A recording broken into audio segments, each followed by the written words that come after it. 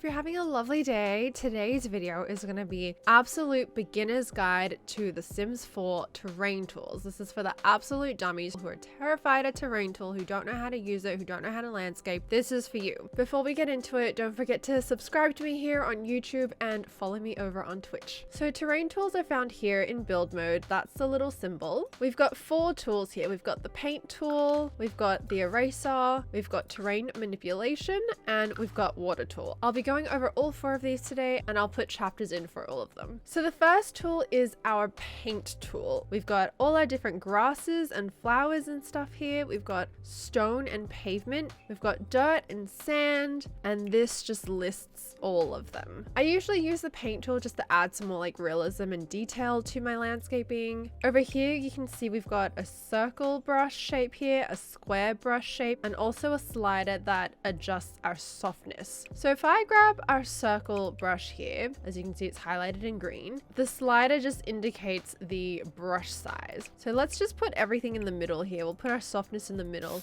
and this is what it looks like. Say I just want to do a small little patch, I'll bring it down a little bit and draw like that. However, I only want it to be really subtle. So what I'll do is I'll adjust the softness up, and then as you can see here, it's like barely there. The longer I hold down in one spot, the more opaque and solid it gets. But if I just sort of do a quick swoosh like this, it's like barely there. And then you can just go over it a few times if you want to build on the color. Same thing for the square. I'll bring the softness all the way down, so it's going to be the hardest lines and the hardest edges. And let's take a look at what it looks like.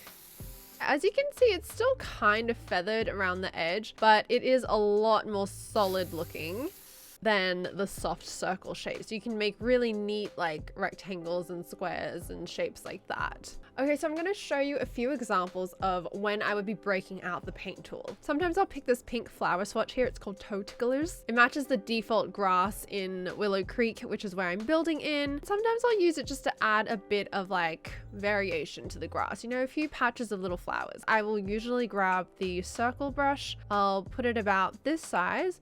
I'll bring the softness about here, just a little bit on the hard side, and I'll just draw in a few little patches like that sort of thing. What I can also do is if I think they look too circular and I want it to look a little bit more irregular, you can always make it a little smaller, like so, and then just, you know, just make it a little bit more irregular, just sort of a bit more patchy, you know, just like that. It just looks a bit more natural. I also almost always use this without fail. I'll go into dirt and sand section here. I grab these darker soil swatches to use for like gardens and like beehives and rocks and this sort of thing, just to add a bit of a like shadow or outline. I'll show you what I mean. So for example, if I've like got a garden, a patch of flowers, wildflowers, whatever, anything, what I'll do is I usually grab this dark soil swatch here. I'll adjust my brush size to sort of match the size of this swatch. I'll bring the softness up quite a bit, and see, I actually think that's a little too dark, so I'll just bring the softness up a little bit more, and I'll just do a little quick go around like that, because it's just more realistic. Like if you think about where flowers grow in real life, they usually grow in soil, not just directly out of the grass. I think it's just more realistic. It also just helps your flowers and the green grass like pop a bit more. For an item like a beehive, I also think it just looks a bit flat right now. It's just sort of like there on the grass. So what I'll do is I'll bring the brush size all the way down, because this is, you know, it's a pretty small item, and I'll just lightly sort of draw a bit of a shadow, a bit of wear and tear, you know, just under the beehive like that. And I just think it looks a little bit more realistic. And if you move your brush quickly, the flow is, you know, less, it's a bit lighter, so you can really just do like a subtle little shadow, little patch of soil like that. Literally the exact same thing if I had like a shed or a shack or a stall or something like this. I would do the same thing. I would probably bring this softness up a little bit, and I'll bring the brush size up a bit, and I'll just do a quick little outline like this, just to, again, just to make it pop, just to make it look like it's not just flat on the grass like that. And it's just more realistic, you know? I would do the exact same thing if I had, you know, rocks for some reason. I would just go around like this. Make sure you really get those edges just so it looks realistic. And then you can always like mix your brush sizes and softness as well. So now say I want it to be a little softer, a little larger. So the area, the spread of the brush is a little further. So I'll just go like this as well. And yeah, it just looks a bit more realistic, I think. And if I just do this just to soften that all up a bit, there you go. For like a sparse patch of grass like this, I would, yeah, leave the brush about there, softness all the way up, and just like a really quick little spray like that. For a swing set like this, I'd make my brush all the way down, bring this up a tiny bit. I would just go across these posts here, the stake here, just like that quickly. Same thing on this side. And because this is a swing set, I think it's kind of nice to, you know, draw that little dirt patch that you get underneath the seat, you know? So I'll just bring the brush up a tiny bit and I'll just draw like a little patch like that, just underneath the swing set like that. And it just looks so much more realistic, I think. I also draw paths. So I would jump into the stone and pavement section here. Let's pick out a little path, maybe like a gravel path. So I'll grab this. I'll adjust the softness so it's a little harder here. I'll bring the size up and let's just say I want to draw a path like that. Okay, I'm going to go back in and grab my dirt, make the brush size all the way small, make it much softer. And I'm going to just draw a little outline of my path as well. Maybe make the softness a little higher. Going to just do that again. I think the softness all the way up is a bit better. And if you just go slow, can you see you kind of add like a really subtle shadow just to the outline of the path? And I think it just adds that bit of realism. It gives it a bit of dimension, you know? Same thing on this side. Just following along the edge of the path and just adding a little bit of depth, a bit of shadow, just to make it look a little bit more realistic. There you go, it looks so much better already. If you want, you can, you know, layer different grasses. So if I pick this darker grass here, I'll keep the softness all the way up here. I'll bring this brush size up a bit and I could just, you know, add some patches of dark grass, you know, maybe underneath this grass, etc, etc. So that is pretty much the paint tool. It's a really great way just to add that little bit of detail, that extra level of realism, I think, to your landscaping. And it really helps make things just like pop off the grass. The next tool here is the eraser tool. It's pretty self-explanatory. It has the same sliders as the paint tool. We've got the circle shape, the square shape, and also the softness slider. So say I went a little overboard here. I think this is too dark, the grass that I've painted on here. So I'll just bring the softness about there. I'll bring the brush size about there, and I'll just go over it a little bit because I just think I've added too much. I don't want this patch here. Maybe bring the brush size down a little, softness up, just to really, you know, tidy that up a little bit. There you go. Now I think that looks a bit better, a bit more subtle. What if I wanted to give this path like a hard edge here? I'd grab my square brush here and let's bring the softness all the way down. I'll just sort of, you know, give it a stamp like that, you know, just to create a hard edge like that. Exact same kind of thing as the paint tool, except it's an eraser.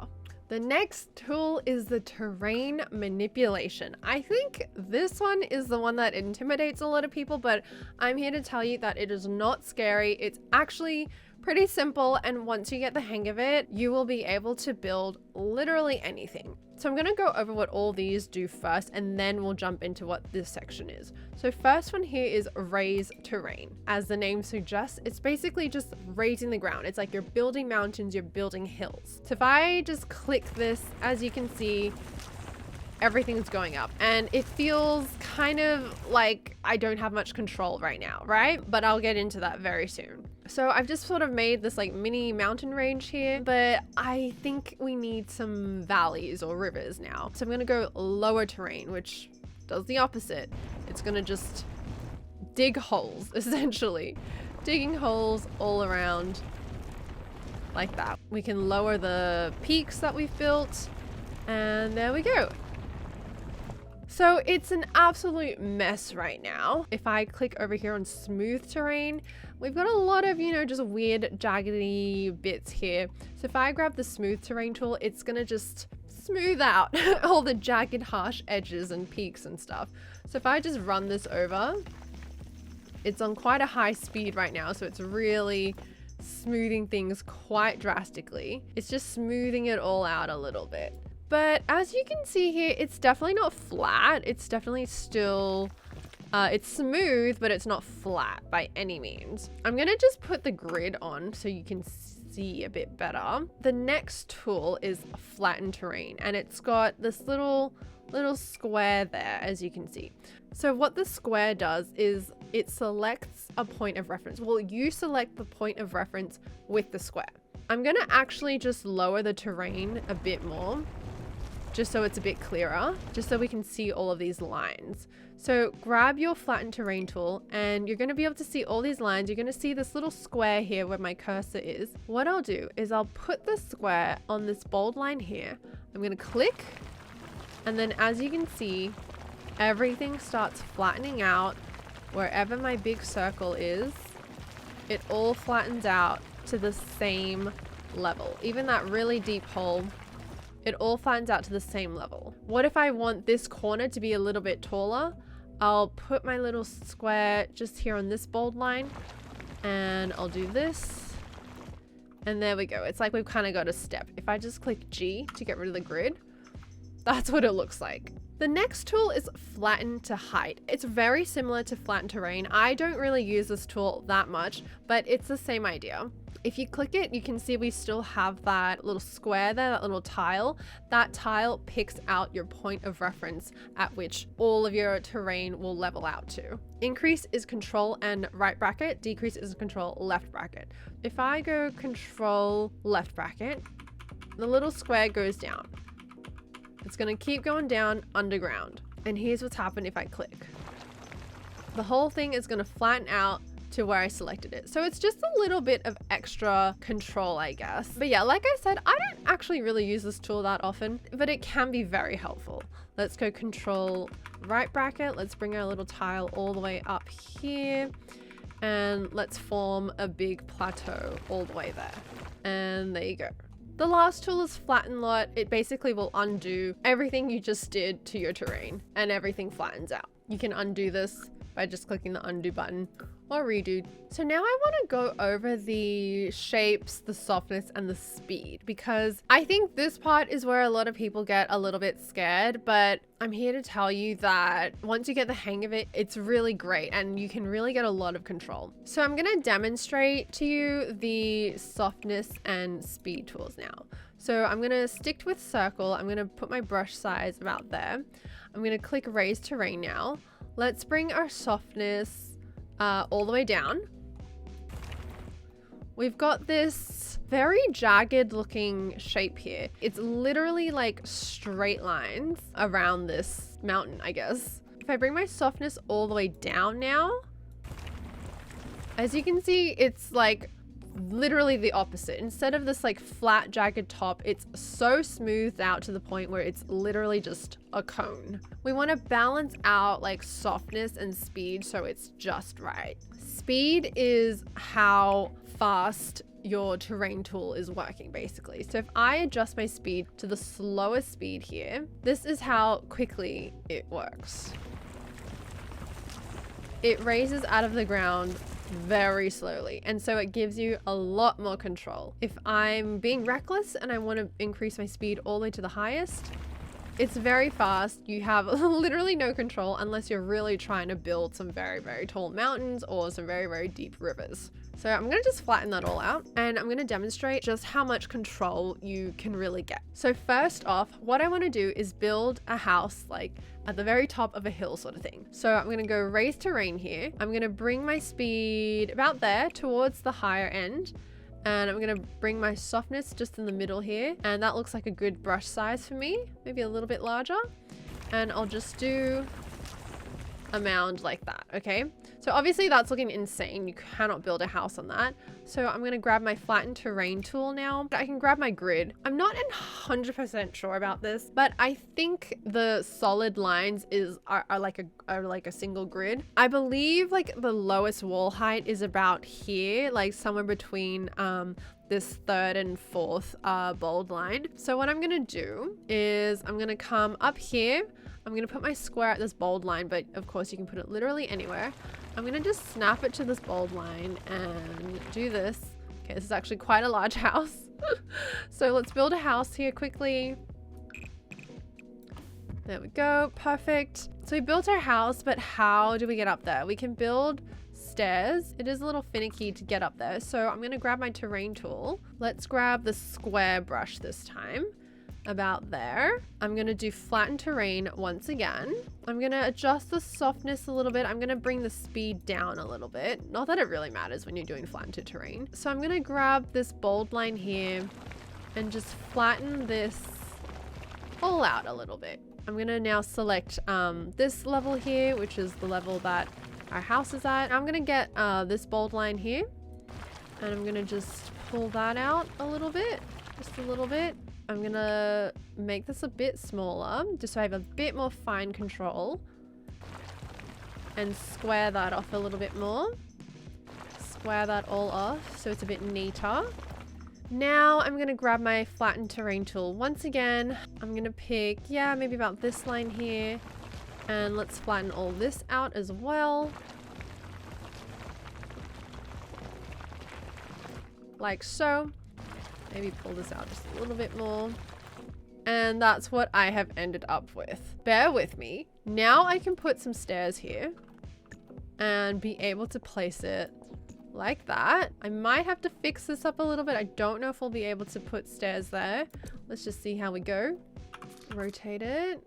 Oh, there we go. That works.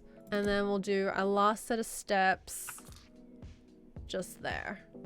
And I know it looks crazy right now, but that's how amazing the terrain tool is. You can manipulate it so you can place your stairs however you like. I now think that this edge here is just way too harsh. So what I'll do is I'll grab my smooth tool.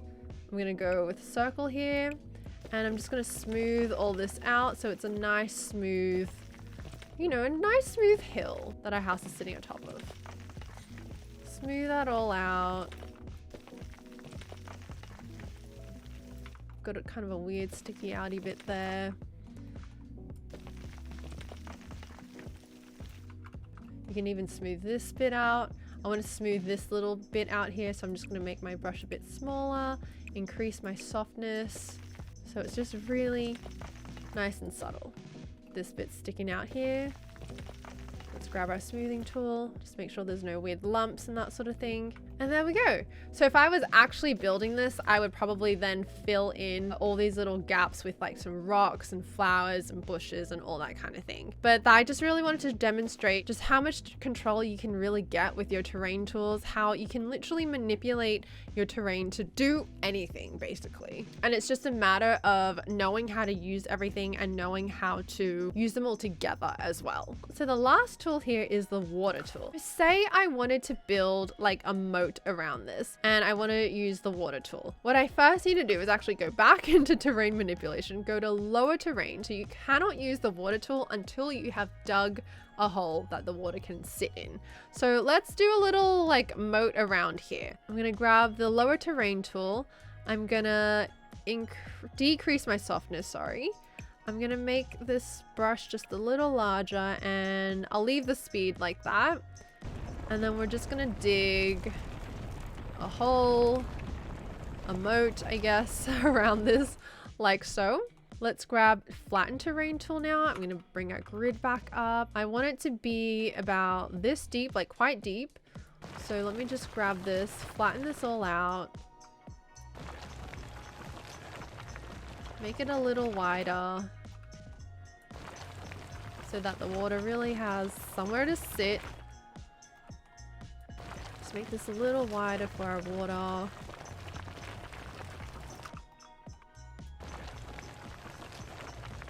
Like so. It's kind of like a really freaky smiley face right now. But I'll grab my water tool here. Raise water is what will add water to your hole. So let's click. And there we go. The more I click, the more water gets filled up. Say I think this is a little too much water. I'm going to go to lower water, click, and just lower it a little bit. But I actually want my water to sit around there. We have fill to height here, which works very similarly to flatten to height. So if I click fill to height, we've got the same tile mechanism here actually. So if I go control right bracket, that raises the tile, left bracket lowers the tile. And it's just another way to help you adjust your heights a bit more accurately. So let's raise it a little bit, click, and it'll raise it. There we go. That's obviously a little too much, so I'm gonna just click lower water here. Lower it a few times. Actually, I've decided I don't want any water at all. You simply go remove water, click the water, and it'll disappear. Let's fill our water back up. And then what I'll do is I'll smooth all this out because it's looking very jagged here. So I'm going to go back into terrain manipulation tool, back to our smooth tool. I'm going to decrease the speed, increase the softness. So it's a very, very subtle. And we'll just very carefully go around, just making sure that our banks are nice and smooth and no weird, unnatural, jagged lines. Like so.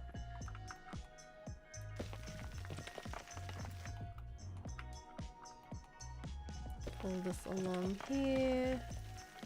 And there we go. I would then usually go in and use rocks to just sort of like cover up these edges, add some like lily pads, add some like tall grasses and that sort of thing. Say I wanted to start completely from scratch for whatever reason. I want to get rid of all of our hard work.